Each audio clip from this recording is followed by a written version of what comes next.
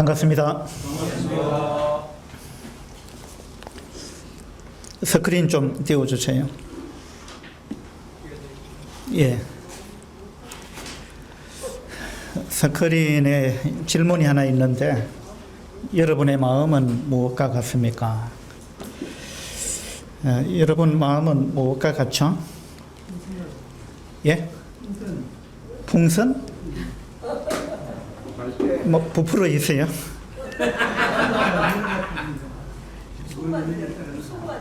충만해 있다.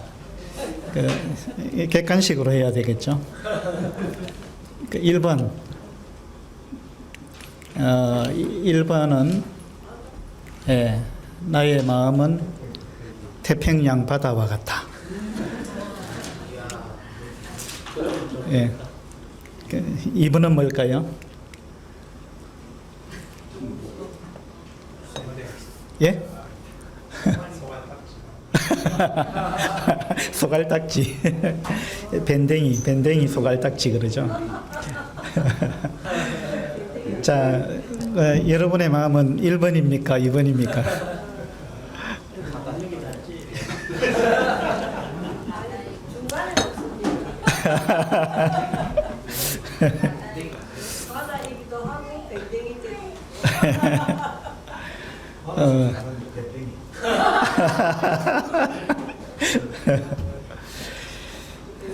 저는 중학생 때인가 제가 일기에 이런 걸 적었던 기억이 있어요.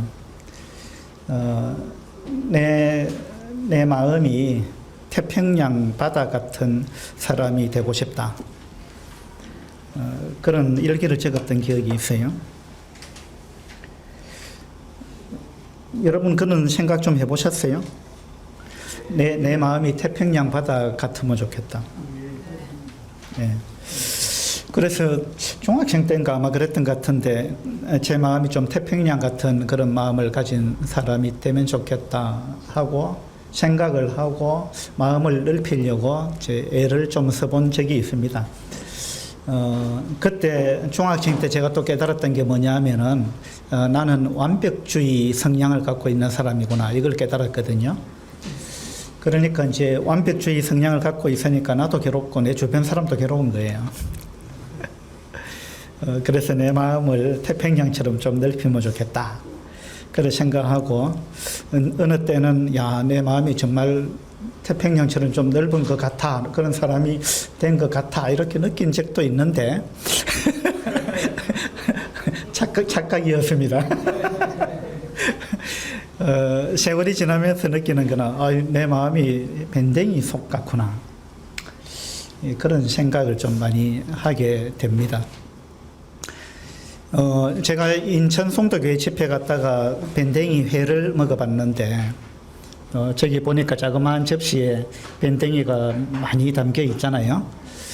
그러니까 밴댕이가 자그마한 물고기인데, 멸치 같은 그 정도인데, 자그마한 물고기인데, 왜 밴댕이 속이라는 말이 나왔는가 하면, 이 밴댕이는 다른 물고기보다 안에 내장이 굉장히 길이가 짧대요.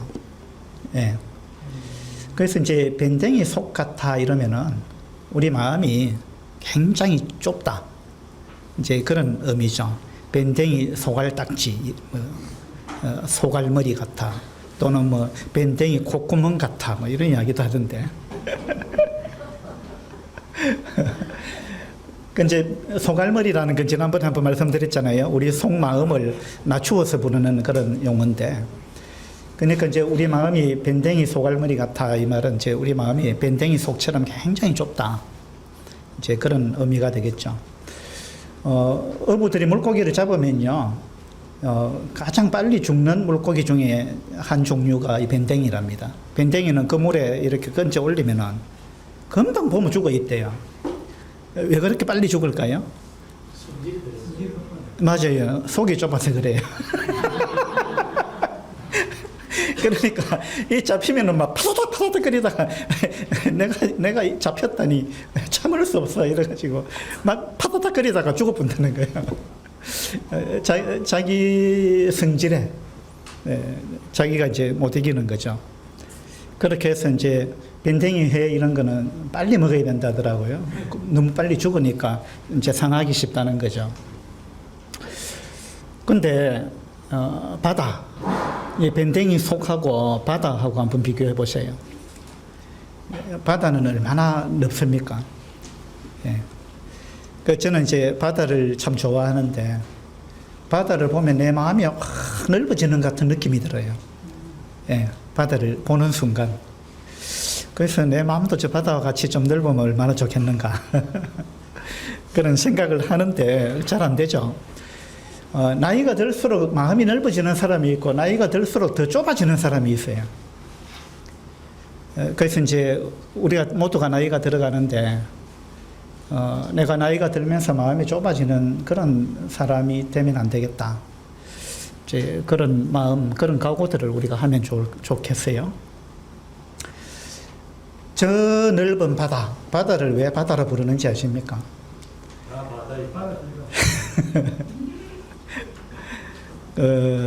옛날에 제가 청년 때 서민교회에서 이만조인전이 말씀을 전하셨는데 그때 그 말씀을 하셨어요. 바다가 왜 바다인지 아십니까? 그러더라고요. 그래서 왜 바다라 하지 하고 있는데 답을 주시기를 모든 것을 다 받아주니까 바다다. 예. 그때 제가 청년 때 들었는데 그게 제 머리에 늘 남아 있어요. 바다는 무엇이든지 다 받아주니까 바다다. 다 받아줍니다. 바다가 뭐 나는 깨끗한 물만 받을 거야 이렇게 안 합니다. 깨끗한 물이든 더러운 물이든 뭐 홍수가 져가지고 흙탕물이 오든 쓰레기가 있든 없든 모든 물은 바다로 다 들어갑니다. 바다가 다 받아줍니다. 막 쓰레기가 떠밀려와도 다 받아주죠. 그리고 다 받아주고는 그걸 또 정화시킵니다. 참 놀랍죠. 그리고 바다는 가장 낮은 곳에 있어요. 겸손하고 그래서 모든 것을 다 수용하고 받아주는 그런 것이 이제 바다입니다. 그래서 특히 이제 우리 그리스도인들은 더 이 바다 같은 마음을 가진 사람이 돼야 되는데 그 반대로 될 수도 있다는 겁니다. 그리스도인이 더 마음이 좁을 수도 있다는 거죠. 바다.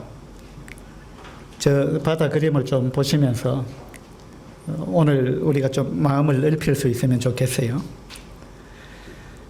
원래 표가 모든 일을 원망과 시비가 없이 하라 이렇게 정했는데 원망과 시비가 많았던 교회, 성경에 나오는 교회 중에 원망과 시비가 많았던 교회는 어느 교회 같습니까?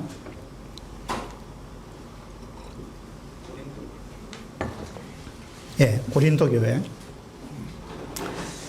고린도 교회는 참 원망과 시비가 많았던 그런 교회 같아요. 근데 고린도 교회가 왜 원망과 시비가 많았을까요? 왜 그런 것 같아요? 마음이 좁아서 그런 거예요. 고린도 교회 성도들이 마음이 너무 좁아서 그런 거예요. 마음이 넓으면 그렇게 안 할 텐데 마음이 좁기 때문에 그래서 이제 원망과 시비가 많은 그런 교회가 됐습니다. 고린도후서 6장을 한번 보도록 합시다. 고린도후서 6장 11절입니다. 6장 11절에 고린도인들이여 너희를 향하여 우리의 입이 열리고 우리의 마음이 넓어졌으니 너희가 우리 안에서 좁아진 것이 아니라 오직 너희 심정에서 좁아진 것이니라. 내가 자녀에게 말하듯 하노니 보답하는 것으로 너희도 마음을 넓히라. 바울이 이 고린도 교회 성도들을 가만히 생각하면서 도대체 이 고린도 교회가 왜 이렇게 됐는가? 그러면서 이제 바울의 마음속에 고린도 교회 성도들의 마음이 너무 좁아졌구나. 그러니까 이걸 이제 깨닫게 된 것 같아요. 왜 마음이 이렇게 좁아졌을까? 그래서 마음을 좀 넓혀라. 마음을 넓혀라. 그렇게 이야기하고 있습니다. 13절에 보면 내가 자녀에게 말하듯 하노니 보답하는 것으로. 자, 나는 너희들을 자녀처럼 생각한다. 나의 친자녀처럼 생각한다. 그런 의미죠. 그 바울은 실제로 이제 고린도 지역에 가서 복음을 전해가지고 고린도 교회를 세운 사람이기 때문에 고린도 교회 성도들은 이제 바울의 영적인 자녀들이죠. 그래서 바울은 이제 아비의 심정을 갖고 있었습니다. 이 아비의 심정을 가진다는 거, 그 말은 이제 넓은 마음을 갖고 있다 그 말이거든요. 부모의 심정이 그런 거잖아요. 자식이 뭐 애를 얼마나 썩입니까? 그 자식 없는 사람이 뭐 상팔자다 그러는데 김지수 인절이면 공감이 되시는가? 자식이 부모 마음을 많이 썩이잖아요. 근데도 부모는 참고 또 받아주고 바다처럼 받아주죠. 부모가 안 받아주면 누가 받아주겠어요? 다른 사람은 다 못 받을지라도 부모는 받는 겁니다. 형제는 못 받을 수 있어요. 형제끼리는요, 받아주기 어려울 수 있어요. 근데 형제는 못 받을지라도 부모는 받아주죠. 그게 이제 부모의 마음입니다. 그래서 이제 바울은 고린도 성도들을 대할 때 그런 마음을 가지고 대했습니다. 실제로 그러했죠. 왜냐하면은 고린도 교회가 바울을 얼마나 서운하게 했는지 모릅니다. 고린도 교회는 바울을 보고 뭐 미친 자다, 뭐 이런 이야기를 아마 한 것 같아요. 그러니까 내가 미쳐도 뭐 주를 위하여 미쳤다고 바울이 그렇게 이야기했는데, 바울을 보고 뭐 미친 자다, 또 속이는 자다, 뭐 내가 속이는 자 같으나 사실은 참되다 이렇게 이야기했는데, 그러니까 고린도 교회가 바울을 향해서 그렇게 이야기한 것 같죠. 미친 자다, 속이는 자다, 뭐 증거서도 없이 왔다. 그러니까 당신은 사도가 아니다. 뭐 당신은 또 말이 시원찮다. 뭐 그런 힘이 있는데 말은 시원찮다. 뭐 이래가면서 뭐 아볼로는 아주 언변이 뛰어난데 바울은 뭐 말이 형편없다. 뭐 설교를 못한다 이런 말이겠죠. 뭐 등등. 그 다음에 우리한테 폐를 끼친다 이래갖고 바울은 고린도 교회에서는 일절 사례비도 안 받았어요. 다른 지역에서는 안 그랬지만. 그러니까 사례비를 안 받으니까 또 사례비 안 받는 거 보니까 사도가 아닌 게 분명하다. 뭐 이런 식으로 또 비방했습니다. 그 바울한테 복음을 들은 사람들인데 자기들한테 영생을 전해준 사람 아닙니까? 생명의 은인이에요. 근데 바울을 이런 식으로 그들이 이제 대우를 했습니다. 여러분이 바울 입장이면 얼마나 기가 차겠어요. 근데 바울은 그들을 향해서 이제 부모의 마음을 가졌어요. 자식들도 부모한테 한 번씩 그러잖아요. 아빠 왜 나를 낳았어요? 뭐 이렇게 이야기하는 자식도 있어요.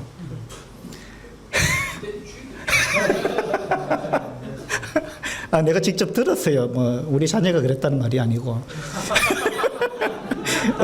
어떤 자녀가 자기 부모한테 그 이야기를 하는 걸 제가 들었어요. 정말 기가 찬 일이잖아요. 나를 왜 낳았느냐고 뭐. 예. 어떤 성도는요, 내가 저 형제한테 왜 복음을 전했는지 모르겠다 이렇게 이야기하는 성도도 있었어요. 무슨 말이냐면 복음을 전해줘갖고 그 사람이 구원받았는데 얼마나 나를 괴롭히는지 모르겠다는 거야. 그리고 교회에 덕이 안 된다 이거예요. 그래서 내가 저 사람한테 복음을 왜 전했는지 모르겠다고.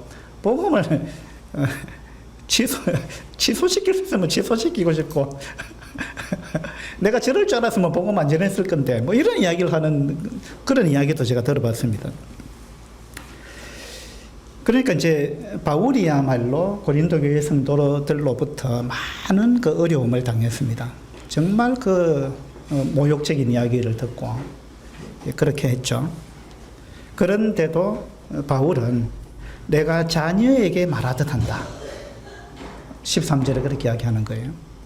그러니까 나는 너희들을 자녀라고 생각한다.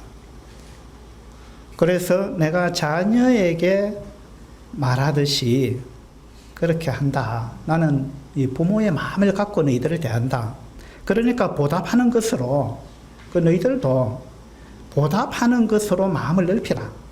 그 말은 내가 부모의 심정으로 너희들을 대하니까 내 말을 고깝게 듣지 말고 부모가 자식한테 사랑으로 말하는구나 라고 보답하는 양으로 자식된 그 입장에서 부모를 대하듯이 나를 좀 그렇게 대해달라. 바울이 간곡하게 그 이야기를 하는 거죠. 나는 부모의 마음을 갖고 너희들한테 이렇게 하는데 너희들은 나를 자식의 입장에서 부모의 말을 경청하고 받아들이고 부모님 나를 사랑해서 이렇게 이야기하시는구나 하고 받아주면 좋겠는데 그렇게 안 받아주고 나를 마치 원수를 대하듯이 대한다는 거예요. 그러니까 내가 너의 원수냐 이 말이거든요. 아니잖아요. 원수가 아니잖아요. 그러니까 이제 마음을 넓히면은 그 아무 문제가 안 되는 걸 내 마음이 좁아지면은 그게 문제가 되죠. 마음이 좁아지면은 어떤 사람의 말이 굳이 그대로 안 들리고 또 좋은 의도로 안 들리는 거예요. 그죠? 이건 전부 우리 마음이 좁아져서 그런 거예요. 그래서 이제 고린도 교회가 사실은 성도들이 마음만 넓히면 그리고 부모 자식 간의 어떤 관계처럼 그런 관계라는 걸 인정을 하면 문제될 게 없어요. 근데 교회도 마찬가지거든요. 교회 안에서 우리가 모두가 우리는 형제잖아. 우리는 한 가족이잖아. 그렇게 생각하고 대하면 문제될 게 거의 없어요. 근데 이제 우리는 그렇게 잘 안 한다는 거죠. 그렇기 때문에 이제 원망과 시비가 들어오게 되는 겁니다. 원망과 시비가 교회에 들어오게 되면 이제 교회 굉장히 어려워지죠. 이 고린도 교회가 바로 이제 그러한 케이스다. 그렇게 생각이 듭니다. 그래서 마음을 넓히라 이랬습니다. 마음을 넓히라. 그 다음에 14절부터 보면요. 너희는 믿지 않는 자와 멍에를 함께 매지 말라 라고 이야기를 하는데 이건 지금 11절부터 13절까지의 내용하고 14절부터 있는 내용은 좀 대조가 되죠. 반대 개념입니다. 앞에서는 마음을 넓히라 이러고 이제 14절부터는 그 마음을 무작정 넓히면 안 된다. 이제 그 이야기를 하고 있습니다. 근데 이게 뭐냐면 대상이 다른 겁니다. 자, 나를 향해서는 너희들이 마음을 넓혀야 된다. 근데 믿지 않는 사람들을 향해서는 막 그렇게 마음을 마음대로 넓혀서는 안 된다. 막 무조건 다 받아주면 안 된다 이거죠. 믿지 않는 자와 멍에를 함께 할 정도로 그런 식으로 마음을 넓히면 안 된다는 이야기예요. 그러니까 바울이 지금 이 대조적으로 이야기하고 있는 게 뭐냐면 너희들이 성도들끼리는 마음을 넓혀야 되고 또 너희들이 나를 향해서 마음을 넓혀야 되는데 나를 향해서는 엄청나게 마음을 좁혀가지고 있고 너희들이 마음이 태평양같이 넓은 게 아니고 밴댕이 속 같고 바늘 구멍 같고 굉장히 좁은 마음을 갖고 나를 대하는데 너희들이 다른 외인들을 대하는 거는 보니까 엄청나게 마음을 넓혔다는 거예요. 예. 그러니까 너희들이 지금 잘못됐다. 누구를 향해서 마음을 넓혀야 되느냐? 세상을 향해서는 마음을 무한정 넓혀가지고 세상을 다 받아주면 안 되잖아요. 근데 성도들끼리는 마음을 넓혀야 되거든요. 성도가 뭐 좀 잘못해도 받아주면 되는 거예요. 가족이니까. 그죠? 근데 우리는 외인이 잘못하는 거는 막 그냥 받아줘요. 근데 성도가 뭐 조금 잘못하면 아마 못 참는 거예요. 이거는요, 교회 안에서만 그런 게 아닙니다. 이거는 가족 간에도 그렇습니다. 다른 사람은 무슨 이야기를 해도 막 허허허하고 받아주고 이래 하면서 자기 가족이 뭘 한마디 조금 잘못된 이야기를 하면은 막 버럭 화를 내는 겁니다. 이게 참 모순입니다. 아이러니죠. 그렇지 않습니까? 식당에 가면은 식당 종업원이 물컵 하나 갖다 줘도 아이 고맙습니다, 감사합니다 이러잖아요. 그 제가 식당에서 식사하다가 누가 그 이야기를 하더라고요. 우리는 식당에 가면은 뭐 종업원이 물 하나 갖다 주면 뭐 손수건 이거 물걸레 하나 갖다 줘도 물수건 하나 갖다 줘도 막 아이 감사합니다 이러거든요. 대부분 그러잖아요. 그러니까 누가 옆에서 그러더라고요. 집에서도 그래 하느냐 이러더라고요. 아니 그 물수건 하나 갖다 주는데도 막 감사합니다 고맙습니다 이러는데 집에서 가족이 그렇게 할 때 우리는 감사합니다 이야기 하느냐 이거죠. 남들을 향해서는 잘한다는 거예요. 남들을 향해서는 우리는 무한정 마음을 넓혀요. 근데 자기 가족을 향해서는 그건 안 해요. 남의 자식은 공부 못해도 상관없어요. 내 자식은 공부 못하면 남의 자식은 꼴찌해도 괜찮은데 내 자식은 4등만 해도 네가 1등 해야지 왜 4등 했느냐.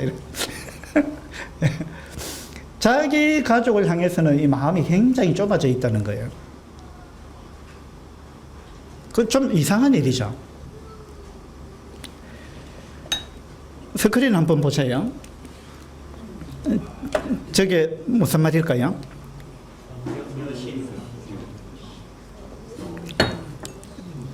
세자는 맞았던 것 같아요.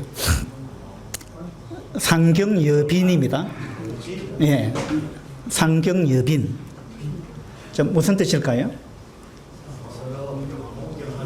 예, 예, 서로 공경하라. 어떻게? 뭐 같이? 저 빈자가 이제 손빈자, 손님 빈자예요. 그러니까 이제 저게 뭐냐 하면 부부간에 어떻게 해야 되느냐 그 이야기인데 부부간에 서로 공경해야 되는데 어떻게 해야 되느냐 상대방을 손님처럼 그렇게 공경해라. 손님을 대하듯이 손님을 접대하듯이 그렇게 해야 된다. 이게 이제 부부 상경여빈 해가지고 어느 문헌에 나오는 이야기인데 그러니까 이제 부부간은 가장 친한 가장 가까운 사이잖아요. 가장 가까운 사이니까 가장 함부로 하기 쉽다는 겁니다. 그러니까 이제 부부간에 상처를 많이 받죠. 왜냐하면 손님한테는 우리가 그렇게 안 하거든요. 손님한테는 말을 함부로 안 하잖아요. 굉장히 조심해서 말을 하잖아요. 그리고 물수건만 하나 줘도 감사합니다 이러잖아요. 근데 부부간에는 그래 안 하잖아요, 여자. 그 말도 쉽게 하죠. 그래서 저는 이제 언젠가 저 단어가 굉장히 참 마음에 들더라고요. 남에게 하듯이 가족에게도 그래 해야 되죠. 네.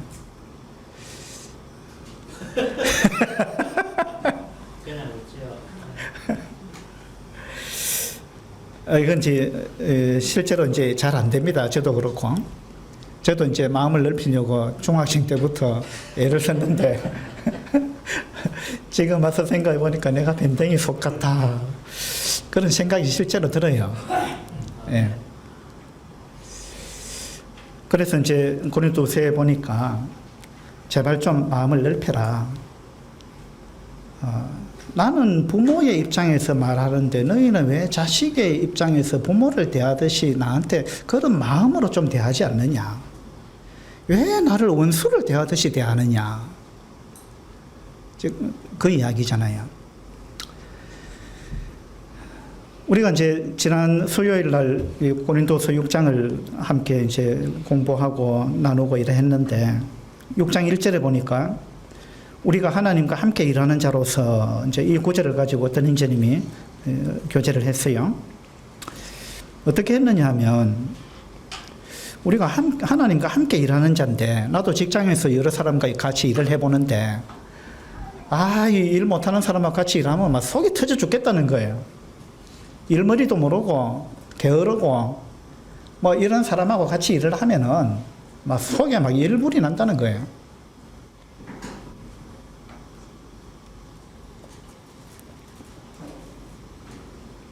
속에 열불이 난다. 우리 답답할 때 이제 열불이 난다 이러죠. 그 열불이 난다 반대말은 뭡니까? 시원하다. 예, 속이 시원하다 이러죠. 이 시원하다라는 단어를 제가 좀 찾아봤는데 찬송가 84장인가 보면은 주 말씀을 믿는 사람은 그 마음이 시원하고 이렇게 나오죠. 오늘 아침에 제가 그걸 좀 중얼중얼 했는데 주 말씀을 믿는 사람은 그 마음이 시원하다. 마음이 시원하다면 마음이 넓다 그 말 아니겠어요? 그래서 이제 하나님 말씀을 믿는 사람은 거듭난 그리스도인들은 마음이 시원해야 되는데 마음이 넓어야 되는데 근데 왜 시간이 지날수록 더 좁아지는가? 예, 뭐 제 이야기예요. 아마 저처럼 그런 분도 계실 거예요. 그래서 이제 시원하다는 단어를 사전에 찾아보니까 뭐 온도가 낮은 게 시원한 건데 꼭 온도만 이야기하는 게 아니다. 우리가 그 뜨끈뜨끈한 목욕탕에 들어가면서 시원하다 이러잖아요. 그 이제 애들이 이해를 못한다 그러는데 또 막 뜨끈뜨끈한 국을 먹으면서 시원하다 이러잖아요. 그 이제 우리말만 그러는가 했더만 영어도 그렇더구만요. 영어도 뭐 쿨하다 그러잖아요. 예, 쿨하다, 시원하다 그 말이 이제 마음이 넓다 그 말 아니겠어요. 그래서 이제 뭐 영어도 그렇고 우리말도 그렇고 우리는 어쨌든 간에 마음이 넓은 사람, 그런 사람을 이제 시원한 사람, 예, 쿨한 사람, 이제 그런 사람들을 우리는 다 이제 좋아합니다. 예배 시간에 제가 말씀을 아까 묵상하다 로마서에 보니까 의인을 위하여 죽는 자가 쉽지 않고 선인을 위하여 용감히 죽는 자가 복이 있다. 여러분 그 말씀이 이해가 됩니까? 왜 의인을 위해서는 사람들이 잘 안 죽어주고 선인을 위해서는 혹 죽어주는 사람이 있다는 말을 할까요? 의인과 선인이 뭐가 다르겠어요? 우리는 의인 하면 뭐 최고로 생각하거든요. 왜냐하면 우리 구원받아서 의인 됐잖아요. 그러니까 의인 하면은 우리는 뭐 성경에서 뭐 최고의 사람이라고 우리는 생각하기 쉬운데 로마서 5장에 보니까 의인을 위하여서 죽는 자가 쉽지 않다. 근데 선인을 위해서는 용감히 죽는 자가 혹이 있다 이 말 아니에요. 그럼 의인보다 선인이 낫다는 말이잖아요. 그죠? 그게 뭐냐 하면은 의인은요 옳고 그르냐 이런 차원에서 이제 의인인데 옳다 뭐 옳은 행동을 한다 뭐 그런 차원에서는 이제 의인입니다. 그런데 그 사람 마음이 좁다는 거예요. 선인은 뭐냐면 마음이 넓은 사람이에요. 선인은 착한 사람 아니에요. 의인은 이것이 의로우냐 불의하냐 옳으냐 그러냐 여기에 매달려 있기 때문에 늘 그냥 따지는 거 좋아하고 막 이래가지고 속이 좁은 거예요. 선인은 뭐냐? 착한 사람이에요. 착한 사람은요 옳으냐 그러냐 그거 갖고 날만 따지고 그러는 사람이 아닙니다. 착한 사람은 받아주는 사람이에요. 마음이 넓은 사람이에요. 그럼 우리가 이제 주님 믿고 의인이 됐잖아요. 그 다음 목표는 뭐냐면 선인이 돼야 되는 거예요 사실은. 의인으로 그쳐서는 안 되고 물론 의인으로 우리가 하늘나라는 갑니다만은 그러나 하나님이 원하는 거는 사실은요 의인 수준이 아니고 우리가 착한 사람이 돼야 되거든요. 바나바는 착한 사람이라 이렇게 나오죠.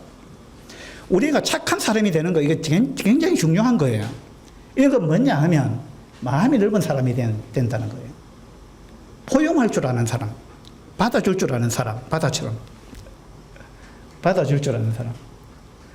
이런 사람이 되는 것이 구원받은 사람이 마땅히 추구해야 될 그런 것이 아닌가 그런 생각이 듭니다. 그래서 이제 우리가 특히 가족을 향해서 또 성도들을 향해서 우리가 마음을 넓히는 것 이러한 부분이 대단히 필요하다. 이런 생각이 들고 고린도후서 6장에서 바울이 계속 강조하고 있는 것이 고린도교의 성도들이 너무 성도들을 향해서 또 바울을 향해서 마음이 너무 좁아졌다. 마음이. 그래서 마음을 넓혀라. 그런 이야기를 하고 있습니다. 한자 말 중에 또 외유내강이라는 말이 있는데 무슨 뜻입니까? 속은 부드럽고 겉은 강하다. 네. 속은 겉은 부드럽고 속은 강하다. 네. 맞나? 그래서 이제 내강 속으로는 그죠? 어떤 자기 어떤 기준이 딱 서 있고 강직하고 뭐 그런 게 있을지라도 겉으로는 부드러워야 된다는 거죠. 다른 사람을 향해서는 부드러워야 된다는 거예요. 자기한테는 엄격한 기준을 적용할지라도 다른 사람을 향해서는 부드러워야 된다는 거예요. 그러니까 엄격한 기준을 자기한테 적용하라는 거죠. 남한테 적용하지 말고. 그런데 우리는 이제 그 반대로 하기가 쉽습니다. 외유내강이 아니고 내유외강이 되기가 쉬워요. 그러니까 자기한테는 한없이 그냥 관대해요. 남한테는 엄격한 거죠. 이렇게 돼서는 안 되죠. 어쩌면 그런 식이 이제 로마서 5장에서 말하는 이제 의인이 될 수 있어요. 선인은 외유내강입니다. 외유내강. 그래서 하나님과 함께 일하는 자로서, 자, 하나님과 함께 일한다. 이걸 이제 직장에서 내가 다른 사람들과 함께 일하면서 답답할 때가 많고 속이 터질 때가 많은데, 열 받을 때가 많은데, 근데 내가 하나님과 함께 일하는 자구나. 이걸 묵상을 해보니까 하나님의 속이 얼마나 터질까. 나 같은 사람하고 일하시는 하나님의 속은 얼마나 답답하고 터질까. 이제 그 생각을 했다는 거예요. 전 참 공감이 됐어요. 근데 하나님이 나와 함께 일하기를 기뻐하시는 분이다. 얼마나 놀라운 거예요. 자, 우리가 하나님과 동행해야 됩니다. 뭐 하나님과 동행하는 삶을 삽시다 이러면 아이고 힘든데요. 하나님과 동행하는 게 하나님이 힘들까요? 여러분이 힘들까요? 한번 생각해 보세요. 어린애가 어른하고 동행하면 어른이 힘듭니까? 어린애가 힘듭니까?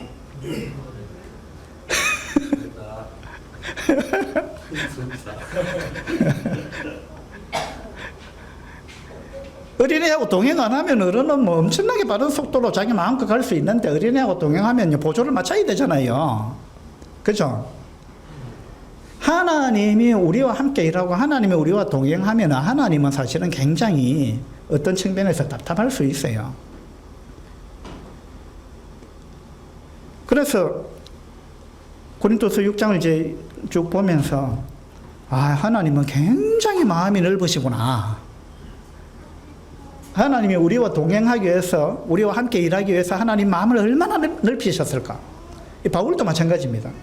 바울이 고린도 교회 성도들을 향해서 얼마나 마음을 넓혔겠어요. 그렇지 않았다면은 그 바울이 만약에 참지 못하고 막 그냥 어떻게 내가 복음을 전해주는데 그럴 수 있느냐 이래가지고 뭐 태판 싸우거나 뭐 이렇게 했다면 고린도 교회가 어떻게 뭐 제대로 유지가 되겠어요. 그러니까 하나님도 마음을 굉장히 넓히셨고 바울도 굉장히 마음을 넓혔구나. 이제 이런 부분을 깨닫게 됐습니다. 그러니까 우리도 정말 마음을 넓혀야 돼요. 이 마음 넓히는 훈련을 해야 되는 거예요. 네. 성경에 나오는 사람 중에 마음 넓은 사람 누가 있어요? 생각나는 사람이 있습니까? 모세? 다윗? 네, 모세. 모세도 백성들로부터 많은 그 비난과 이런 걸 받았죠. 그러나 모세의 마음이 온유했다 그러죠. 지면에 어떤 사람보다 온유했다. 그 마음이 넓었다는 거죠. 마음이 넓었던 사람들이 성경에 좀 있는데, 아브라함도 이제 마음이 넓은 사람 같아요. 왜냐하면은 자기 조카 롯하고 헤어질 때 네가 우하면 나는 좌하겠다. 네가 좌하면 나는 우하겠다. 그러니까 네가 오른쪽 선택하면 나는 뭐 왼쪽 선택하면 된다. 우선권을 줬잖아요. 마음이 넓은 사람입니다. 그 다음에 이제 구약의 요셉 같은 경우도 굉장히 마음이 넓은 사람이죠. 그 자기 형들 애굽에서 나중에 만났을 때 당신들이 나를 이곳에 팔았으므로 근심하지 마세요. 한탄하지 마세요. 당신들이 나를 이곳에 보낸 게 아니고 하나님이 우리 생명을 구원하시려고 당신들보다 먼저 나를 이곳에 보내셨다. 엄청나게 마음이 넓은 거죠. 자기를 인신매매했던 형들인데, 자기를 죽이려고 했던 형들인데, 그로 인해 가지고 얼마나 고통스러웠습니까, 요셉이. 그 과정을 다 겪고 나서 요셉이 하는 말이 원수를 갚으려고 하는 게 아니잖아요. 엄청나게 마음이 넓은 사람입니다. 근데 진짜 또 마음이 넓은 어떤 사람이 있는데 누구냐면 성경에 나오는 사람 중에 어떤 임금이에요. 어떤 임금. 무슨 이야기 하는지 아시겠습니까? 마태복음 18장에 보면요. 23절입니다. 23절에. 그러므로 천국은 그 종들과 결산하려 하던 어떤 임금과 같으니, 어떤 임금. 결산할 때 10,000달란트 빚진 자 하나를 데려오매 갚을 것이 없는지라 주인이 명하여 그 몸과 아내와 자식들과 모든 소유를 다 팔아 갚게 하라 하니 그 종이 엎드려 절하하며 이르되 내게 참으소서 다 갚으리이다 하거늘 그 종의 주인이 불쌍히 여겨 놓아 보내며 그 빚을 탕감하여 주었더니, 자, 이 어떤 임금이요 10,000달란트 빚진 사람을 탕감을 해줘 버렸습니다. 얼마 전에 이제 우리 은영이가 아빠 달란트가 얼마나 큰 거냐 뭐 묻길래 그 이야기를 해줬더니 깜짝 놀라더라고. 그래가지고 주일학교에서 달란트 주면 안 되겠다고. 기분 좋으면 막 10달란트.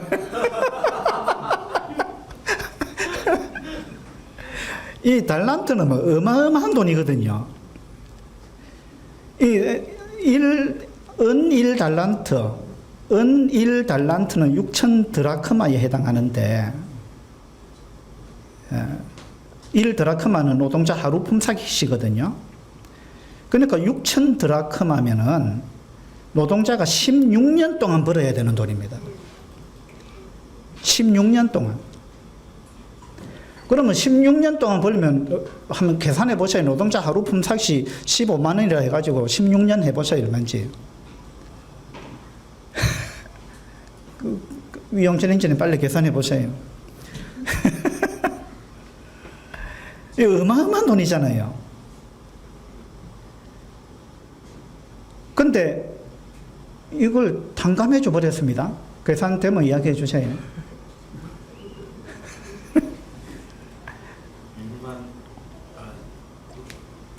6,000데나리온이고 제가 여기 적어놓은 거는 여기서 이제 1만 달란트 하면은 노동자 하루 품사로 6조를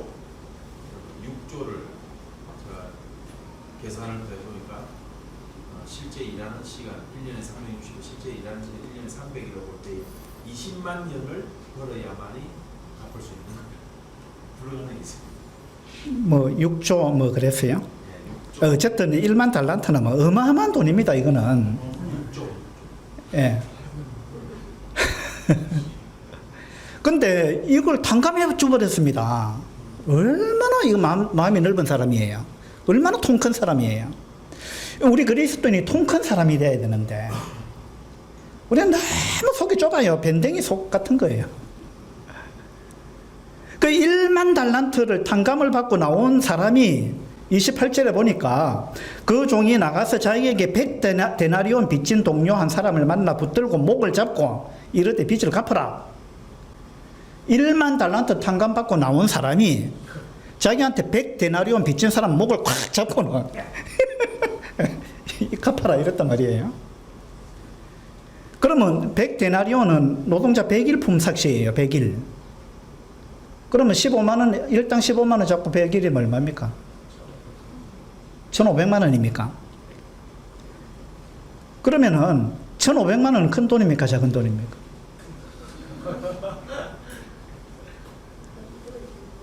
$1,500만 원 자기한테 빚진 사람 지금 용납을 못 하는데 여러분 같으면 용납하겠어요? 1,500만 원 빚진 사람이 안 갚아요. 근데 1,500만 원에 비하면 100데나리온에 비하면 1만 달란트라는 거는 이거는 막 천문학적인 금액이기 때문에 1만 달란트에 비하면 100데나리온 이거는 껌값이라는 거예요. 그죠? 이걸 비교하면 1만 달란트는 100데나리온의 몇 배냐 하면 60만 배예요. 60만 배. 6배가 아니에요. 60배, 600배가 아니에요. 60만 배. 자기한테 빚진 그 사람보다 60만 배나 자기는 빚을 더 많이 졌는데 자기는 그거 다 탕감받고 지금 나오는 길이잖아요. 근데 100데나리온 빚진 사람 딱 붙잡고 빨리 돈 갚아라. 용서하지 않겠다는 거예요. 그러니까 우리가 그와 같다는 거예요. 우리가 하나님한테 용서받은 거는 1만 달란트 용서받은 거예요, 사실은. 하나님 앞에서 우리는 1만 달란트 빚진 자였는데 이 말씀이 그 의미 아니겠어요? 하나님께서 나한테 1만 달란트 빚을 갚아 탕감을 해줬는데 나는 내 옆에 사람 내한테 1,500만 원 빚진 거 그거 막 안 되는 거예요. 용납이 안 되는 거예요. 우리는 1,500만 원 그 정도 그냥 용납해주면 탕감해주면 우리는 속 넓은 사람이다 이러죠. 근데 사실은요 그 이상 돼야 되거든요. 제가 어제 어떤 자매님을 만났는데 이분이 간증을 쭉 했어요. 오래전에 자기 구원받고 침례받고 이래 하다 했는데 그래가지고 모임에 적응을 잘 못해갖고 모임을 떠나서 수십 년을 이제 일반 다른 교회에서 이렇게 주님을 섬겨왔는데 그러면서 자기가 내가 죄를 너무 많이 짓고 있다 이 생각이 들어가지고 내가 이대로 죽으면 천국 가느냐 이런 부분에 대해서 굉장히 막 불안했다는 거예요. 그러다가 최근에 이제 제가 남원서 문교에서 복음 전했던 그 영상을 GNTV를 통해서 그걸 듣고는요 가슴이 묵묵해졌다는 거예요. 그래서 그 말씀을 듣고 또 들었다는 거예요. 그러면서 내 죄가 십자가에서 완벽하게 해결됐구나라는 게 이제 믿어졌다는 거예요, 사실은. 그래가지고 이제야 내가 구원받았습니다 하고 어제 감사하다고 선물을 들고 찾아왔더라고요. 근데 그분이 어떻게 해서 GNTV의 말씀을 듣게 됐느냐 하면 어떤 자매님이 나를 소개해 줬다는 거예요. 근데 자기는 이제 그 모임을 떠나면서 우리 모임에 대해서 이제 실망을 하고 떠나면서 우리 모임의 어떤 성도들의 연락처를 다 지워버렸대요. 지워버리고 다시는 내가 연락 안 한다. 연락 받지도 않는다. 하고 인연을 완전히 끊었다는 거예요. 완전히 끊고 지내다가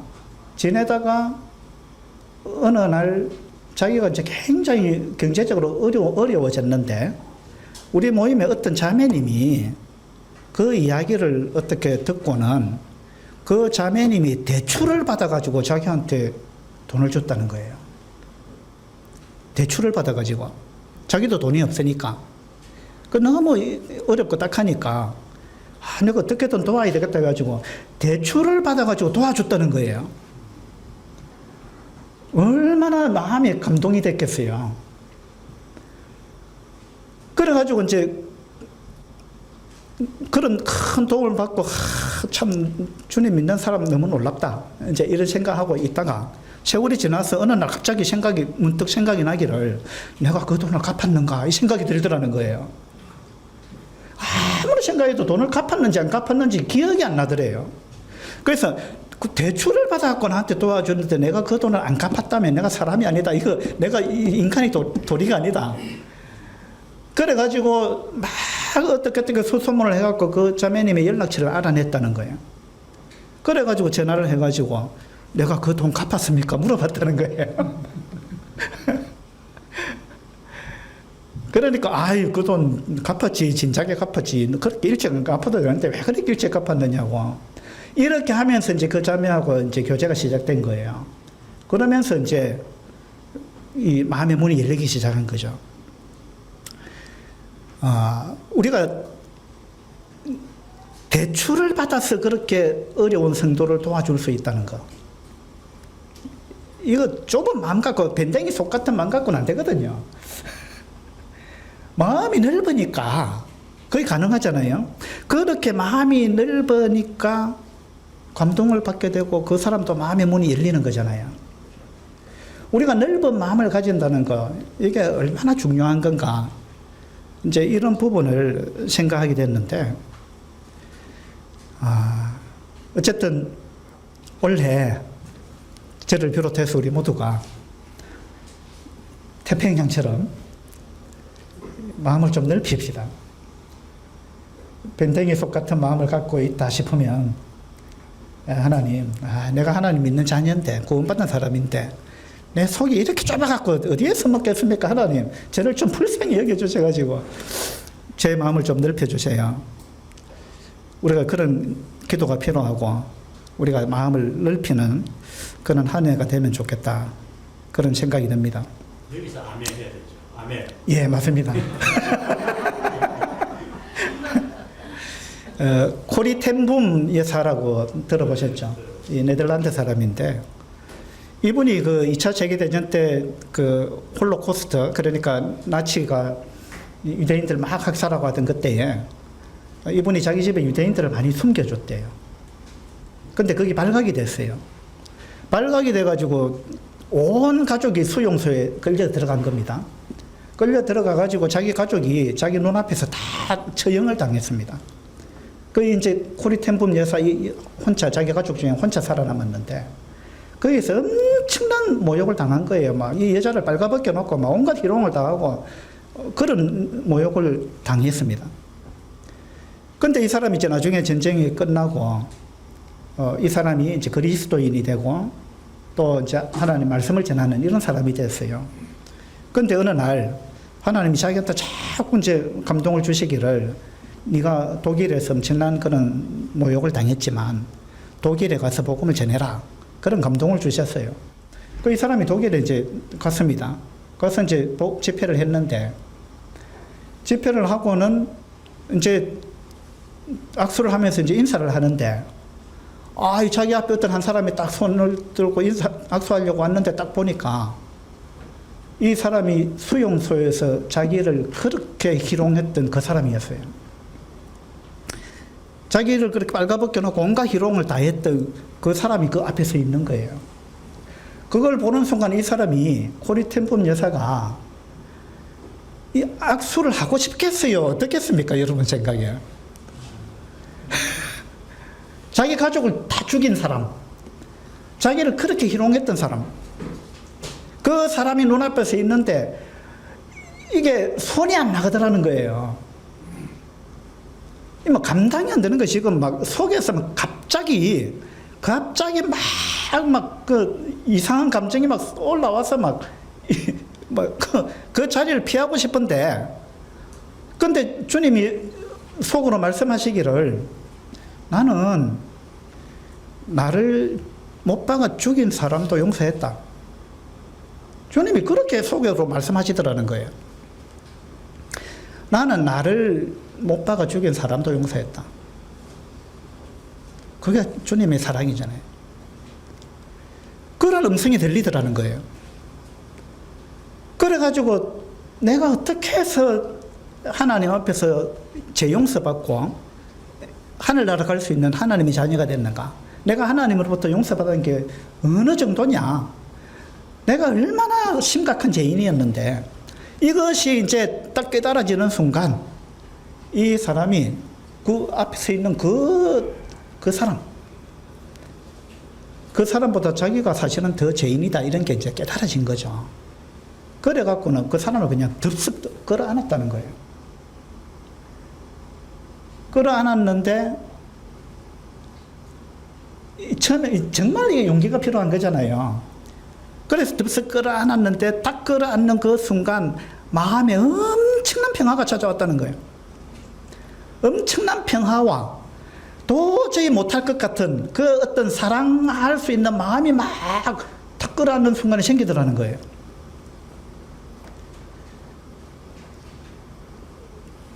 그러니까 우리가 이 마음을 넓힌다는 것, 사람을 우리가 받아준다는 것. 가족과 같은 마음으로. 부모 자식 같은 마음으로. 그런 마음으로 받아준다는 것. 이건요, 우리를 놀랍게 변화시키는 힘이 있는 겁니다. 그래서 이제 저도 마음을 넓히려고 이제 이 말씀을 준비하면서 나부터 그래 해야 된다. 이제 그런 다짐을 여러 번 했습니다. 이 마음이 좁아지면요, 생각이 늘 부정적으로 바뀝니다. 마음이 좁아지면 다른 사람의 좋은 점이 안 보입니다. 나쁜 점만 보여요. 마음이 좁아지면 시야도 좁아지거든요. 그리고 그 자신의 잘못은 안 보입니다. 항상 상대방 잘못만 보이는 거예요. 자기 잘못은 안 보입니다. 이 마음이 좁아진 사람의 특징이에요. 그래서 부부 상담해보면은, 뭐 부부 싸움 해가지고 상담하러 왔잖아요. 그러면 상대방 배우자 나쁜 점만 계속 이야기합니다. 양쪽 다 그래요, 양쪽 다. 그 마음이 좁아진 거예요. 그래서 앞으로 저한테 만약에 그런 거 상담하러 오시면요, 원칙을 하나 정하고 싶은데, 오시면 먼저 자기 잘못을 이야기하면 좋겠어요. 내가요, 남편한테 이렇게 해야 되는데 안 됩니다. 어쩌면 좋겠습니까? 저 좀 도와주세요. 이렇게 하면 좋겠어요. 남편도 마찬가지.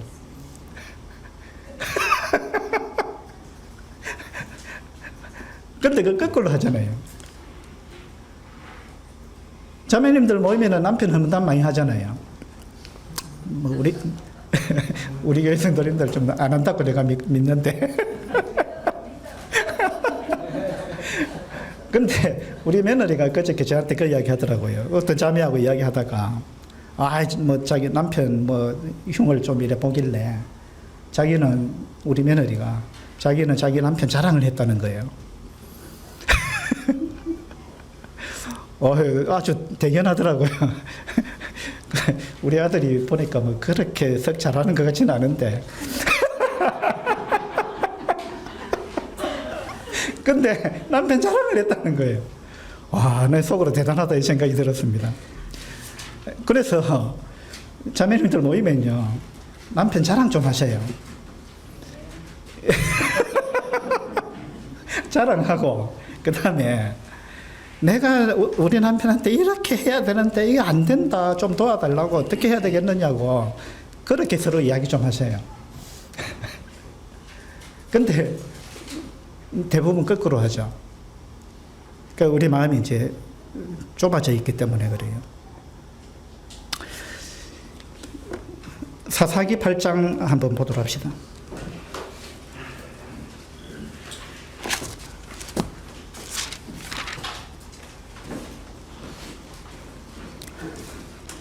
사사기 8장 1절입니다.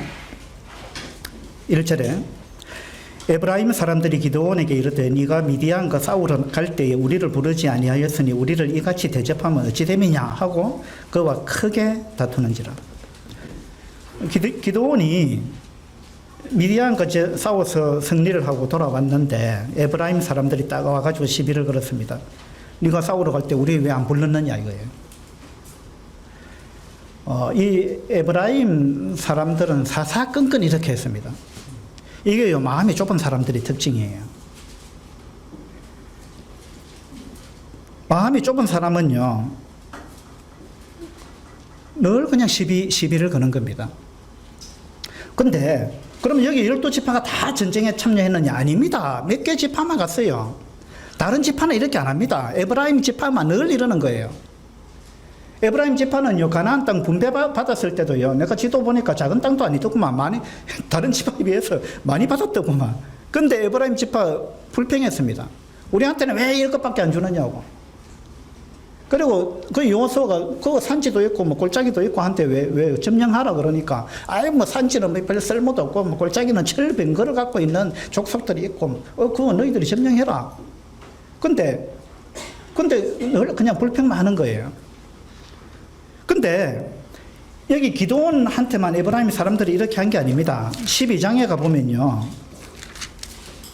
12장 1절에 보면 에브라임 사람들이 모여 북쪽으로 가서 입다에게 이르되, 아까는 기드온 사사한테 그런데 이번에는 입다 사사한테 그러는 거예요.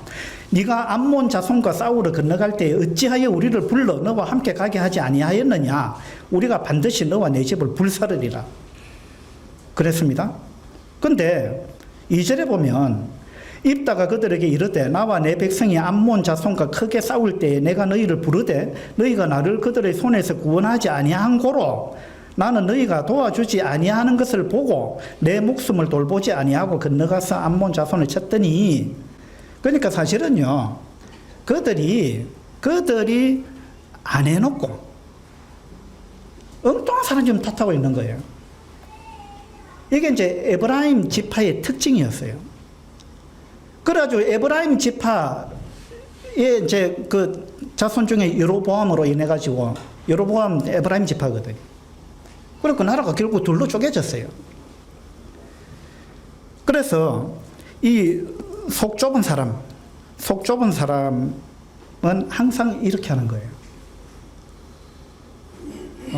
우리가 이제 마음을, 오늘 제 주제가 그겁니다. 마음을 넓히자. 어느 정도로요? 태평양 바다처럼. 근데 우리 마음은 대체적으로 어떻다고요? 뭐 같다고요? 밴댕이 소갈머리 같은 그런 사람들이 의외로 많다는 겁니다. 그래서 우리가 태평양 바다처럼 그렇게 마음을 넓힙시다. 마음이 좁은 사람은 항상 불만이고 시비고 원망이고 그렇습니다. 짧은 이야기 하나만 하겠습니다. 어떤 사람이 기차 여행을 하는데, 부부가 같이 이제 기차 여행을 하는데 옆에 앉은 어떤 사람이 물어봤습니다. 인사하고 뭐 이렇게 이야기를 하다가 당신 직업이 뭡니까 해서 직업을 이야기해 줬어요. 그러니까 당신 부인은 직업이 뭡니까 또 물어봤어요. 그 부인이 직업이 없었습니다. 주부였어요. 그래서 이제 이 여자가 아무 말 안 하고 있는데 남편이 뭐라고 했느냐면, 제 아내의 직업은요 제조업입니다. 제 아내는 제조업에 종사하고 있습니다. 이랬어요. 그러니까 여자가 무슨 소리 하느냐 하고 멀뚱멀뚱 쳐다보는데, 그 무슨 제조업에 종사합니까 물으니까 불평 제조업에 종사하고 있습니다.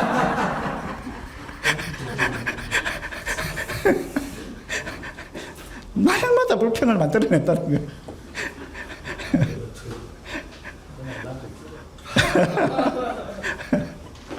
그래서 우리가 마음을 넓혀가지고 불평 제조업자가 아니고 감사를 만들어내는 그런 우리 성도님들이 되면 좋겠습니다. 기도하겠습니다.